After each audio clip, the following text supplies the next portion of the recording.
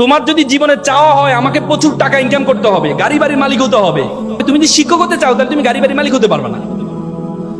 তুমি যদি BCS cadre হও তাহলে কিন্তু গাড়ি বাড়ির মালিক হতে পারবে না। হতে পারবা ওই সিস্টেম করে। তুমি যদি মনে করো না আমার সম্মান চাই, তাহলে you can drive the BCS cadre, drive the teacher, ভালো করে পড়াশোনা করো প্রথম বর্ষ থেকে। আর তুমি যদি মনে করো প্রচুর টাকা ইনকাম করতে হবে, গাড়ি বাড়ির মালিক হতে হবে, তাহলে তোমাকে স্বাধীন পেশা নিতে হবে, ব্যবসা করতে হবে।